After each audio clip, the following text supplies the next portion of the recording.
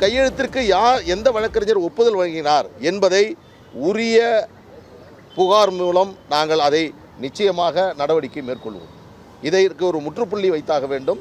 எனவே பாட்டாளி மக்கள் கட்சியினுடைய தலைவர் மருத்துவர் அன்புமணி ராமதாஸ் என்பதும், பாட்டாளி மக்கள் கட்சிக்கு மாம்பழம் சின்னம் ஒதுக்கப்பட்டிருப்பதும், அந்த கட்சி வரக்கூடிய தேர்தலில் போட்டியிடுவதற்கு ஏ ஃபார்ம் பி ஃபார்ம் இதில் கையொப்பமிடுவதற்கு மருத்துவர் அன்புமணி ராமதாஸ் அவர்களுக்கு எந்த தடையும் இல்லை என்பதையும் இன்று தீர்ப்பின் மூலமாக தெளிவாக நமக்கு தெரிந்தது.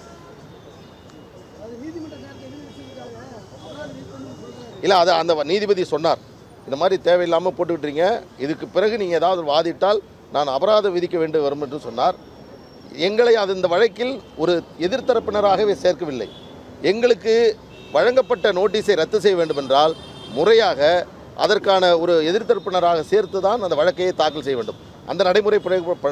ஆனால் நாங்கள் இன்றைக்கு இந்த மனுதாரருக்கு நீங்கள் அபராதம் விதியுங்கள் என்று சொன்னால், மிக மூத்த அரசியல் தலைவர், தமிழ்நாட்டில் ஒரு பெரிய அரசியல் இயக்கத்தை உருவாக்கியவர், அவருக்கு ஒரு நீதிமன்றம் அபராதம் விதிக்கக்கூடிய நிலை ஏற்பட்டுவிடக்கூடாது என்பதற்காக நாங்கள் இன்றைக்கு அமைதி காத்தோம்.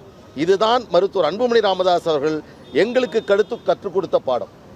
அதை பின்பற்றி நாங்கள் இன்றைக்கு நடந்து கொண்டிருக்கிறோம். மருத்துவர் ஐயா அவருடைய வயதை பயன்படுத்தி கொண்டு, அவருடைய அந்த முதுமையை பயன்படுத்தி கொண்டு இந்த சித்து விளையாட்டுகளை அவரோடு இருக்கக்கூடிய சில நபர்கள் செய்து கொண்டிருக்கிறார்கள்.